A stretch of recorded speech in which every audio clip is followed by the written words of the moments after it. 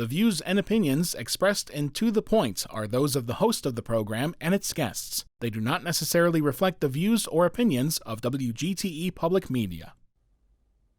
Welcome to The Point. I'm Doni Miller.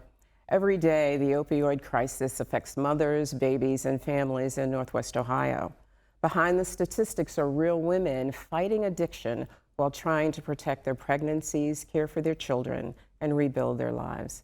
Today, we'll be learning about the MOMS program. That's Maternal Opiate Medical Support Program, sponsored by the Zeph Center, which provides crucial support, treatment, and hope when it's needed most.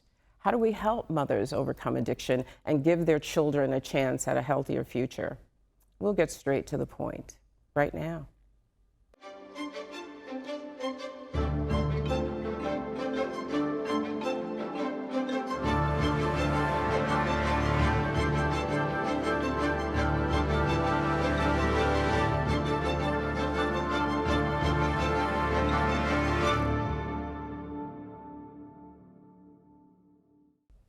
Connect with us on our social media pages, and you know that you can email me, Doni_Miller at WGTE.org. And for this episode and any other that you'd like to see, please go to WGTE.org. To the Point. Welcome this morning. We have a fascinating program to tell you about today, and two experts right here in our town who are focused on the recovery of women are joining us to talk about the MOMS program. I'd like to introduce you to Marissa say it for me. Marissa Castellisi. Castellisi, I practiced it. I promise you I did. Yes. Let me see if I do better with Bobby. Bobby Konstantinov. Yeah. Pretty close. good? Oh, good for me. Good for me. Welcome. So welcome today. Why don't we give folks an overview of the MOMS program? Mm-hmm. That's what we're talking about today, Marissa. Absolutely. Marissa, you're the clinical manager there, I'd like to say. Yes, I am. Yeah. Yes. So the MOMS program really helps women that are pregnant or have a child under the age of 2 who have an opiate use disorder or a stimulant use disorder, either current or have a history of use. Mm-hmm. And our goal is really to do a wraparound of care with them. So we provide them with case management, peer support. We have our health coordinator who kind of takes care of them and answers any questions that they have. We do one-on-one with them. We provide parenting classes for them. And then we also have a group each week that they can kind of get information from peer to peer. And so we're really helping them navigate resources in the community, helping them stay connected to their substance use treatment that they need, and just helping them kind of navigate what that looks like. Mm-hmm. Bobby, you're the care navigation coordinator there. Yes. What are you finding to be the primary motivation for women to joining this program? Definitely having a healthy pregnancy, should they join our program during pregnancy, being able to keep and actively parent their children, whether that be the child lives with them or lives with a relative, and limiting those barriers that other program, in the past we've had women that have said, I didn't go to treatment because no one would take me when I was pregnant, no one would put me on medication or keep me on my medication while I was pregnant, or just that fear and the stigma surrounding if I seek treatment while pregnant, I will have children's services involvement or I'll lose custody of my kids. So definitely the pregnancy and being able to parent is a huge motivating factor. That whole idea of stigma is huge, and I want to get back to that in just a moment. What would you all say to people who would say to you, why are we spending money on this? This is a choice that folks have made, these women have made. They've decided to use opiates, and now we have to pay for their recovery. What would you say? I definitely think that each person is worth more than the worst thing they may have ever done, right? Yeah. And so I think each mother deserves a chance to be able to be a healthy parent. We know in our community we are on, second generation of an opioid epidemic, so we are treating women now whose own parents were impacted by opiates. Or they were raised by grandparents. So if we could kind of break some of that generational trauma that happens to families, everybody's worth having a healthy life. these unborn kids or young kids are worth having healthy parents to parent them. And really, if you like invest in a family early, it does save the community money. When you think long term, right? It saves, hopefully we get people in treatment while they're pregnant, and that reduces some of the hospital stays. That reduces trips to the ER because they're engaged in prenatal care while they're in treatment with us. So from a business standpoint or cost-effective standpoint, it totally makes sense. But then also just like people need help and we should help them. Yeah. And so many of these women want to parent. You know, when they start getting, they're not sure, they don't think they're worth it. But as they're working with us and they start to see the hope that is there, they really want to be able to parent, and they start to learn and like really do what they can to get those skills. They don't want to be the parents that sometimes they had. And so we see so many times that they really, really want to be that parent. And some of them don't always choose to be pregnant. They come in to get recovery and find out they're pregnant through intake or something like that. And so that changes what they're gonna do. Do you find that women who are in your program are coming in with challenges to their self-esteem? Absolutely. Really? Absolutely, yeah. Where do you think that comes from? Just the guilt and shame that comes with being in active addiction, active substance use, trauma. Some women are just embarrassed that this is the situation they might be. Like our team knows that we usually meet people at not a pleasant time in their life. Sometimes we get people that are already established in their recovery and just happen to find out they're pregnant while they're in treatment. But usually we're meeting people when they're not well. So building rapport and helping them feel empowered to, trust the process is. That whole issue of empowerment is such an important issue, at least from the perspective of those of us looking in from the outside. It's making women specifically understand their worth, understand that they have control over the things that impact their life. Those are the things that you must find to be important pieces of conversation in support groups and in this whole recovery process. Absolutely. That's what's so great about the group that we have once a week, because we have some that are a little bit more established in their recovery or have that ability they've been parenting a little bit longer, and then we have some that are brand new to the program, and they really help each other out. So they talk a lot about like just trust the process, do what maybe, some are involved with children's services, some have some legal, and so they're just letting them know you have to trust that and do, those people are here to help you so that you can get to the place where you want to be, because they're going to drop out of your life at some point. That's right. And then you'll be able to, have more of that choice, more of that control over the things that you want. Yeah. And so the group's great because they can help each other. And we're just sometimes there and we just like, yeah, that's right. Just, yeah, that's awesome. That's it. Yes. Yeah. And we're able to just listen and guide the conversation, but really it's the more established ones helping the newer ones just trust the process. So we're talking about the process. We're talking about trusting the process. What can people expect? What can women expect when they enter the MOMS program? What happens? So I have the first appointment with them, and it's an intake. I find out some of their health history, substance use history, what their case management needs or social determinants of health. Like we kind of start linking them to services as quickly as we can.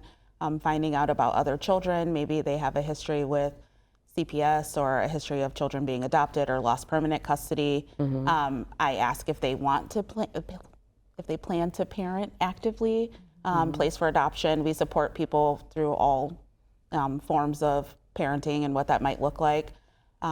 We have resources for if you're not quite sure if you're ready to parent, what that looks like moving forward. And then after that, they're linked with a case manager. Marissa and I do have a couple clients ourselves, but mostly they go with our case manager, Myra, and then they work with her individually. We talk about the program rules and expectations and attending the group so you can get the support, offering parenting, vocational services. A big issue we have is a lack of stable housing. So that's one of the things that we like to work on pretty soon after we get them. If you're housing insecure or staying with friends or family, what that looks like moving forward, because that is a really lengthy process. And then just being transparent with them, like we go over what we have to report, to make sure that they are honest with us. If they're on medication-assisted treatment, we talk about what that looks like when you deliver your baby and what the hospital stay might look like for them, so that they have as much education and information as possible.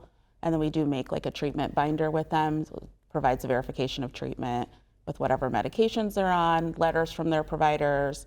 We give a certificate every time they attend our group, so then they can start building that to show CPS. Show their commitment. Yes. Sure, absolutely. And one of the great things, and especially in your role, is that they have the support of someone every step of the way. So they're not managing this process by themselves. No. And we establish like, what is something that you feel comfortable like doing on your own? What would you like me to show you how to do, and then just be here to answer questions? And then what would you like me to like absolutely come with you and do from start to finish? And we call that like do for, do with, and try like cheer on. And so that really kind of helps keep them motivated. And then as they work with us, we're like, like in the beginning you might not have been comfortable doing that, but now you can totally do that on your own. I just met with someone last week and I was like, I'm pretty sure you can handle that, like a year ago, maybe not, but now you are able to like go to that appointment on your own. You can just call me later and tell me how it went. Right. But yeah, we provide transportation to appointments should they need it. We meet them at appointments. We go to court with them. We go to children's services appointments with them, visitation, whatever they might need us to do. Yeah, it sounds like there's no wrong time to do this. It's whenever you feel that you have the energy, or even if you don't feel like you have the energy, but you need to make the call, it sounds like it's okay to do that. Yeah, anytime. Ideally, of course, you'd want to get someone when they were pregnant to have the healthiest birth outcome possible. Sure. But as a nurse, like typically these kiddos are pretty healthy as far as pregnancy is concerned. So getting them when they're postpartum, we get a lot of referrals once someone has delivered their baby, because like they're motivated to like want to parent, or they've met their child and they're like, wow, I want to get sober and I really want to do this. So we get people all the time that have newborn babies. And sometimes just looking at that baby will do it for you. That's enough, yeah. So we're going to go to a break, but when we come back, I want to talk about that stigma, because I think that is such a major barrier, and it's something we need to talk about. Absolutely. We need to talk about the damage that can do. Yeah. Right, okay? All right, we will be right back. Please stay with us. To me, community means connecting to others. I'm Doni Miller, and welcome to The Point. I love CBS Kids! We're a community committed to education. Discover new ideas, dive into exciting subjects, and engage with the world around you. I would send them personally a t-shirt. Crime doesn't pay in the old West End, pass it on. That's how we cleaned up the neighborhood.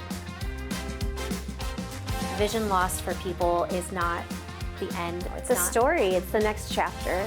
WGTE Public Media invites you to Get Out and Play Day. Monday through Friday, it's the 419 powered by WGTE. With Matt Killam, Gretchen DeBacker, I'm Kevin Mullen. What can people expect on the show? It's going to be an hour, a reminder of why this is a great place to live, work, and play. WGTE, where you come to watch, listen, and learn. Connect with us on our social media pages, but you know all about that. You also know about emailing me at Doni_Miller@WGTE.org. And for this episode, which is especially informative, and any others that you would like to see, please don't hesitate to go to WGTE.org to the point. We are joined today by Marissa Castellisi and Bobby Kostantinoff.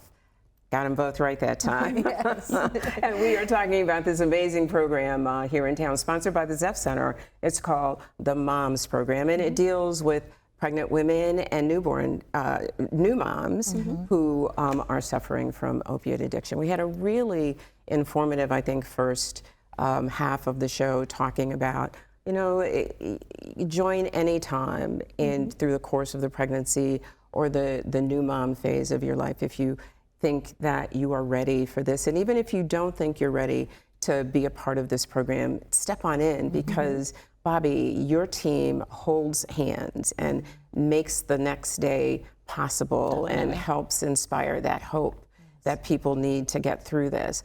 But as the clinical manager, Marissa, it would seem to me that one of the biggest issues is this whole stigma.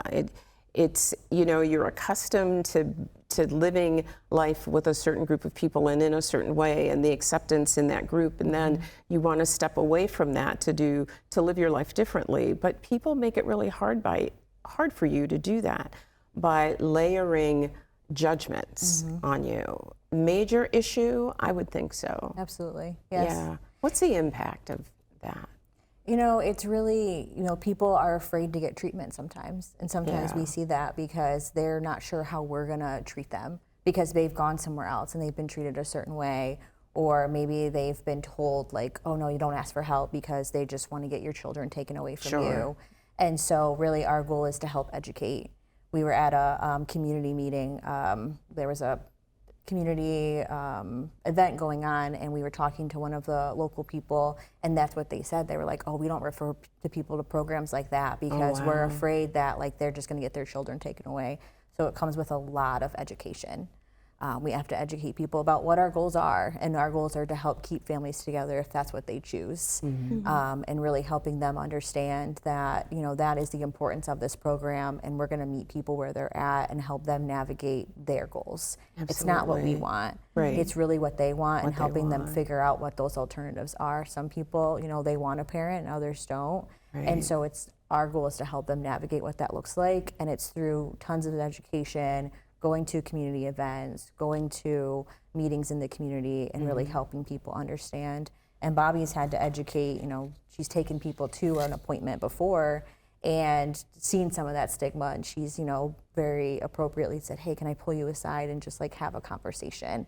And so sometimes it's that informal conversation that we have to have, and helping people understand that not everyone's choice is to parent, and that's okay. It's absolutely okay. Sometimes people don't know that they're being judgmental, I think. So when you ask, and I think that's a wonderful way to approach it, when you ask if you could speak with them privately, what do they say when you talk to them about that? I mean, sometimes it's usually with professionals, and you're doing your job, and you're not thinking of like how your approach or like your nonverbals might be. So you're running into these to this sort of stigma. Most definitely. With professionals. And so, you know, I'm just kind of like, this is the current situation with this particular client.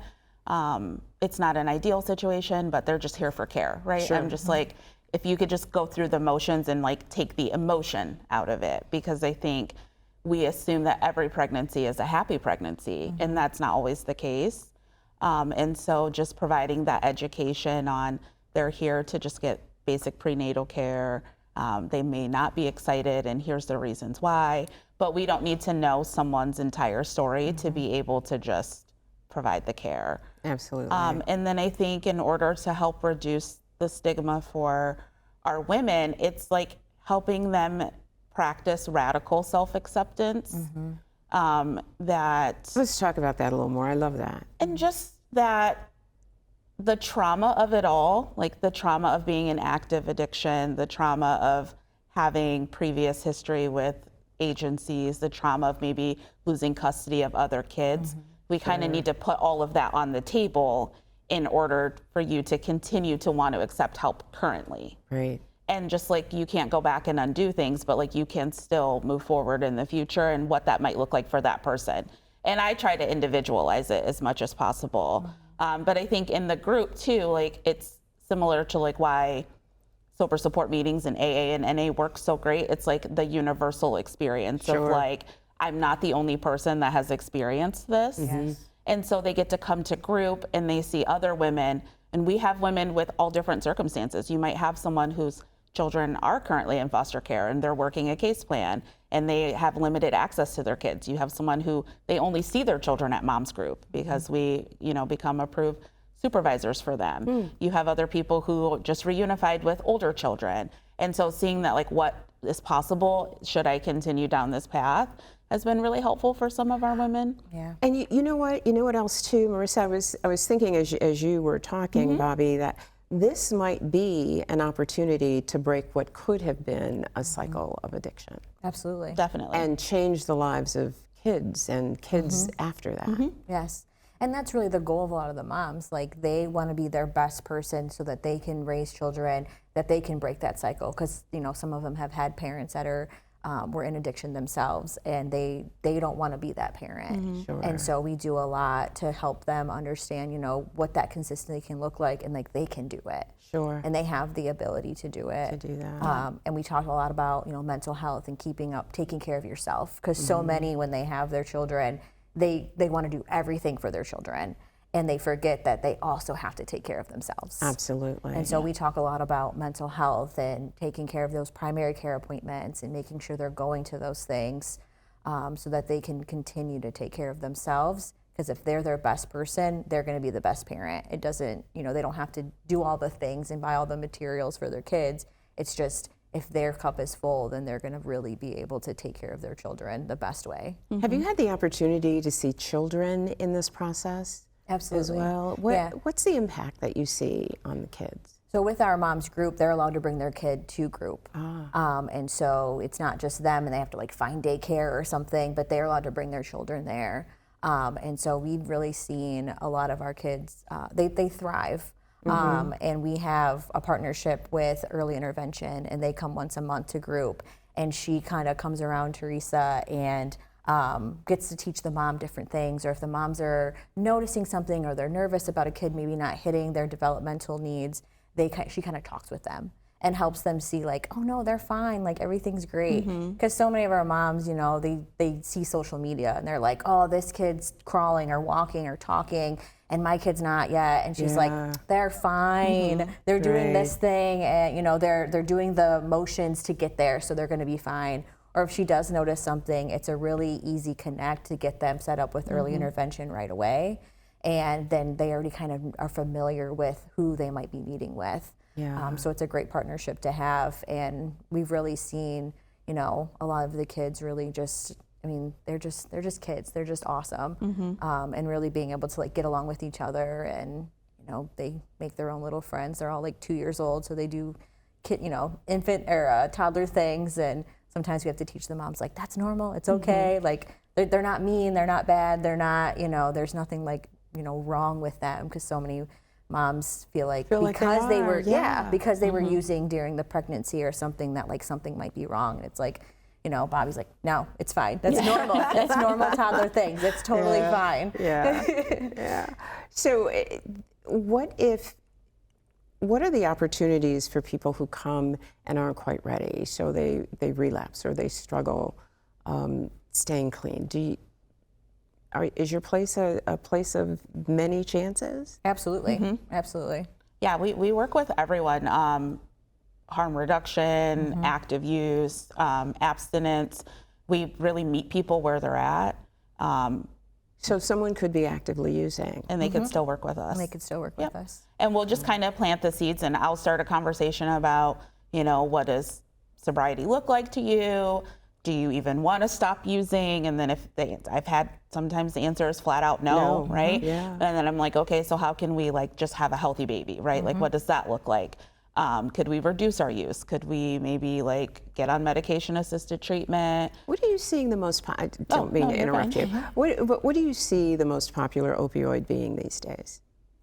I mean, right now it's just fentanyl. You know, occasionally you might get something else, but that's very rare Mostly these days. Fentanyl these days. Yeah.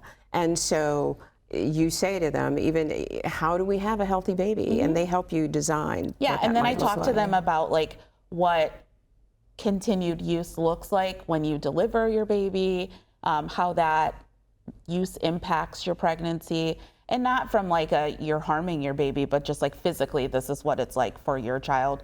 They experience the same symptoms that you do sometimes, and then what the hospital stay will look like, and what neonatal opiate withdrawal symptom looks like. And so that kind of shifts the conversation. Like, obviously you care about your baby enough that you're having a conversation with me, right? That's what I'll take that and run with it. That's a gift. And then sometimes it's just harm reduction. It's like, okay, so could we maybe like not use needles, or like let's have fentanyl test strips, or like do you have Narcan? I mean, I've had a million conversations about you're still actively using, but do you have Narcan? Are you using alone? You know, what does that look like? Up until like oh, you want to go to detox or withdrawal management? Like, let me help you do that. You're pregnant, let's go to the hospital first, make sure everything's okay with your pregnancy. Let's get you in a bed somewhere, whether it be at ZEF or another agency, whoever has an opening, right? Yeah, let's just get all it the way done. through, like, okay, so you've already stopped when we met, prior to meeting. What does that look like? Let's be able to continue abstaining from substances. So in the last 30 seconds, and that's about all we have left, what would you like to leave people with about the importance of this program? Marissa. Marissa. Yeah. I mean, it's really, we're going to meet you where you're at. We're going to be able to help you, and you're going to guide it, right? You're the person in this that's really going to tell us what you need and how we can kind of help you have the healthiest pregnancy. Right. Bobby, quickly. That you and your family are worth all of the good things. There you Yes. go. Yeah. Absolutely. Yes. And don't be afraid. Absolutely don't be afraid. These folks are going to hold your hand. You will be so happy at the end of this process that you engaged these two wonderful women who are just here to help. Thank you so much for joining us today. I appreciate your time. Have a wonderful, wonderful day, and I'll see you next time on To The Point. The views and opinions expressed in To The Point are those of the host of the program and its guests. They do not necessarily reflect the views or opinions of WGTE Public Media. To The Point is supported in part by viewers like you. Thank you.